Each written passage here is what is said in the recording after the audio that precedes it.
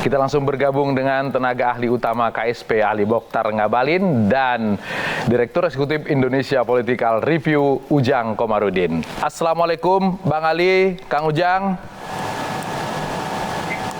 Ya, waalaikumsalam. Assalamualaikum, Kang Ujang. Waalaikumsalam warahmatullahi wabarakatuh. Bang Latif, Bang Ngabalin, salam takdim. Saya ke Bang Ali dulu. Bang Ali, ini kalau dalam beberapa hari ini kelihatannya banyak sekali persoalan yang dihadapi oleh ibu kota negara baru, mulai dari pembiayaan, lingkungan, dan kemudian juga timeline. Maka perlu kepala pemerintahannya harus kuat. Seperti apa karakter yang pas untuk memimpin ibu kota negara baru itu?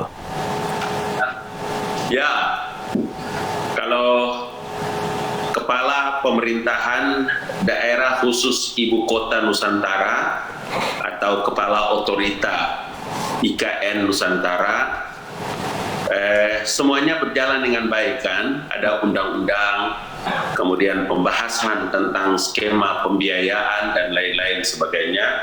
Artinya bahwa memang semua yang baru dibahas seperti ini, kemudian kita sepanjang sejarah baru nanti ada pada periode Presiden Joko Widodo, niat tulus ikhlas sejak Bapak Presiden Soekarno dahulu, baru nanti pada periode Pak Jokowi kemudian bisa diwujudkan ibu kota negara baru.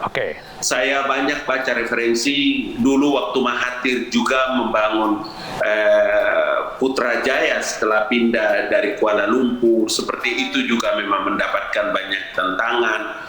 Kita juga banyak membaca referensi ketika dari New York menuju ke Washington DC juga seperti itu, begitu juga India dengan New Delhi dan lain-lain sebagainya. Artinya apa?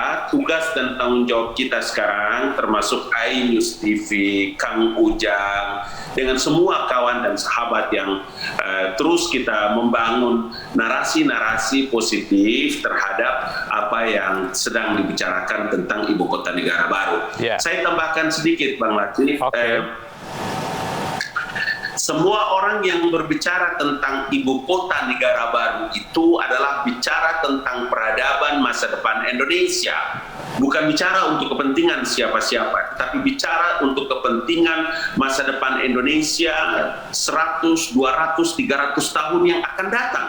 Karena itu harus kita confident, kita harus percaya diri bahwa ibu kota negara ini adalah bagian yang terpenting dalam bagaimana Jokowi meninggalkan legacy dalam membangun sebuah peradaban bagi negeri Republik Indonesia. Dan nanti yang akan menjalankan adalah kepala pemerintahan itu, karena dia yang akan menyusun rencana kerja, anggaran, dan juga tata ruang. Seperti apa karakter yang pas untuk menerjemahkan maunya Pak Jokowi ini? Selain daripada apa yang disampaikan oleh Bapak Presiden, kalau tidak salah ingat ya, Bang Ali ingat tahun 2020 kemarin, sudah diulas juga oleh iNews TV tentang 4 orang nama putra kader-kader terbaik ke Indonesia, mulai dari Mas Bambang sampai dengan Pak Basuki, ada Azwar Anas, ada Mas Tumi, dan lain-lain sebagainya ya, 4 orang itu. Nah, kemarin kita dengar juga bahwa nanti akan mereka yang punya latar belakang sebagai engineer, kemudian mereka punya pengetahuan yang lain-lain dan sebagainya. Maksud saya bahwa paling tidak tentu saja bahwa mereka yang punya kemampuan manajerial yang bagus, leadership yang bagus, intellectual knowledge yang terpenting juga, dan yang paling karena dia setingkat menteri kemudian diangkat dan diberhentikan oleh Bapak Presiden, maka memang tegak lurus, apalagi dalam pembangunan ibu kota negara baru seperti yang kita bicarakan di Penajam Pasir Utara ini. Ada nama Ahok. Kemudian banyak orang yang sepertinya agak kebakaran jenggot ini karena nama Ahok muncul. Bang Ali melihatnya gimana? Iya, kalau Ahok kan tidak ada hal yang bermasalah dengan dirinya ya. sebagai seorang mantan wakil gubernur masa Pak Jokowi, kemudian beliau menjadi gubernur, ya, punya pengalaman ada di DPR pada waktu itu, kemudian pernah punya pengalaman memimpin kabupaten, ya, wawasan yang sangat cukup, punya keberanian, dia confident dan lain-lain. Makanya saya juga di beberapa kesempatan oleh teman-teman, apa yang salah dengan ketika Presiden menyebutkan nama Basuki Cahayapurnama? Oke. Kalau nanti Bapak Presiden menunjuk beliau untuk bisa menjadi kepala pemerintahan daerah khusus ibu kota di Nusantara. Nah, hal yang biasa saja kan sebagai anak negeri, anak Indonesia yang memiliki kapasitas, kemampuan yang cukup dan lain-lain sebagainya. Oke, tapi Kang Ujang kurang setuju dengan nama Ahok. Gimana Kang Ujang? Ya, saya mengkritisi saja ya. Saya mengikuti perjalanan panjang ya, presiden-presiden, lalu juga kepala daerah, mana yang unggul, ya kan, mana yang berprestasi, mana juga yang tidak, lalu mana juga yang pernah terpidana, mana punya kasus. Ini menjadi catatan penting. Ya, walaupun memang semua diberi kesempatan yang sama oleh Pak Jokowi terkait dengan 4 nama tersebut, bahkan ada yang muncul di luar nama 4, yaitu Pak Ridwan Kamil. Nah, kalau Pak Ahok, saya mengatakan ya, masa sih saya tidak ada yang sentimental dengan Pak Ahok, dengan siapapun, saya objektif saja. Ini perlu mengkritisi.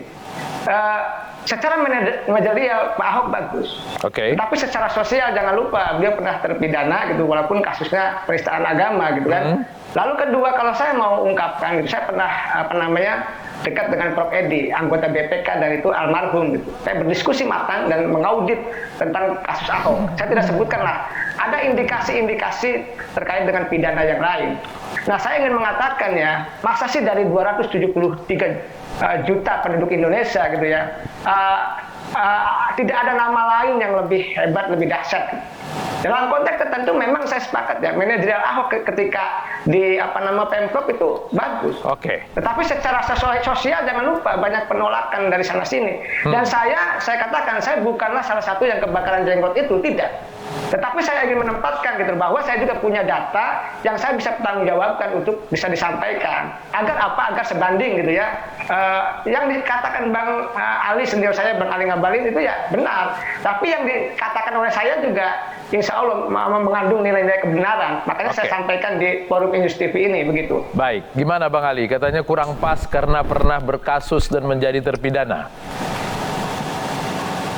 Ya, tidak apa-apa. Ya, artinya kita tetap harus menghargai pikiran, pandangan, ya, termasuk Kang Ujang dan beberapa yang lain-lain juga. Tapi saya mau bilang bahwa karena Bapak Presiden pernah menyebutkan 4 nama ini dan bukan satu-satunya Ahok, dan di beberapa media headline menuliskan tentang ada nama Ahok di ibu kota negara. Kalau ada nama Ahok, kemudian apa masalahnya dengan nama Ahok? Kalau ada nama Pak Ahok, kemudian ada halkah yang salah di sana?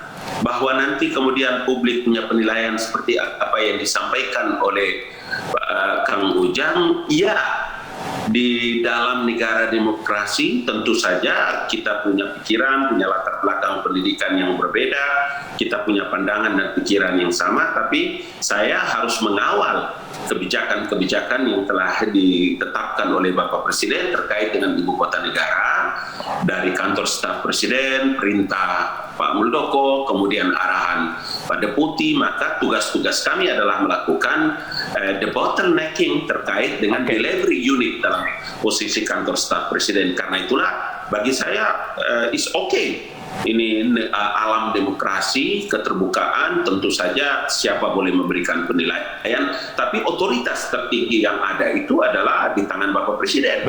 Karena Presiden yang memiliki kewenangan mutlak untuk mengangkat dan memberhentikan kepala otorita DKI Nusantara dan wakilnya. Jadi mari kita lihat biar publik juga bisa mengetahui, dan kita berharap bahwa dialog kita ini betul-betul bisa memberikan pencerahan kepada masyarakat.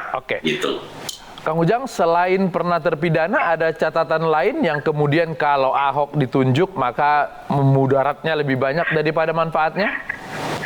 Ini Bang Latif ngorek-ngorek lah. Ini saya tidak mau ngorek-ngorek, tapi sangat jelas saja satu poin tadi juga menjadi salah satu poin mohon maaf ya, minus di antara nilai-nilai plus Pak Ahok gitu. Jadi nilai plusnya juga ada gitu yang disampaikan oleh Bang Ngabalin dan banyak. Tapi nilai minusnya juga yang saya sampaikan tadi. Kalau nanti saya buka bukan forumnya gitu. Saya tahu data itu langsung dari orang yang berwenang. Yang mengabari saya. Nah, saya ingin mengatakan saja ya, ketika ibu kota negara itu sudah disahkan, ya tadi Bang Ngabalin ngawal. Saya jangan lupa, saya juga akademisi yang mengawal proses ini gitu. Tentu dengan kritik yang objektif dan konstruktif. Oleh karena itu ya alhamdulillah selama saya mengkritik terkait dengan apapun gitu ya, Bang Ngabalin dan Pak Presiden selalu mendengar gitu. Kadang-kadang banyak juga kritikan saya, masukan saya yang didengar oleh pihak istana. Ya saya senang saja. Kenapa? Saya objektif saja dalam menilai begitu. Oke, baik. Bang Ali, tiba-tiba di luar 4 nama kemarin muncul nama seorang kepala daerah berlatar belakang arsitek. Apakah Ridwan Kamil juga memang yang digadang-gadang untuk kemudian nanti jika Ahok banyak penolakan pindah ke Ridwan Kamil? Ya, itu yang tadi saya bilang Bang Latif ya, meskipun Bapak Presiden telah menyebutkan 4 nama yang tadi juga diulas oleh iNews TV, tetapi kan Presiden juga memiliki kewenangan untuk bisa mungkin orang lain atau yang tidak beliau sebutkan dan lain-lain sebagainya. Karena sekali lagi saya mau katakan bahwa ketika orang bertanya tentang ada Ahok di ibu kota negara, maka memang saya mau bilang bahwa perjalanan ini juga akan tentu saja ada tim yang nanti akan menyeleksi untuk menyampaikan kepada Bapak Presiden dan Bapak Presiden memutuskan siapa yang beliau angkat. Dan makanya saya juga bilang bahwa ketika orang memperdebatkan tentang nama Ahok, ya ini orang ini bukan kasus merampok, bukan kasus mencuri, bukan kasus korupsi, bukan kasus, ini kasus politik. Yang memang kita sungguh-sungguh harus lebih jujur dan lebih terbuka supaya kita tidak boleh menzalimi orang dengan hak-hak politiknya. Bahwa nanti kalau satu saat Bapak Presiden memilih Ahok kalau saja saya mau bilang tidak ada hal yang perlu harus menjadi persoalan besar bagi negara demokrasi yang kita menjunjung tinggi moderasi beragama, terbuka, dan hak-hak setiap individu anak bangsa terhadap kapasitas dan kapabilitas yang dimilikinya. Sepertinya Kang Ujang tidak mau membuka di sini, nanti mungkin habis ini bisa langsung berhubungan dengan Bang Ali untuk menyampaikan data-data supaya menjadi kesimpulan yang pas nanti ya. Silakan. Baik, Bang Ali, Kang Ujang, terima kasih. Assalamualaikum.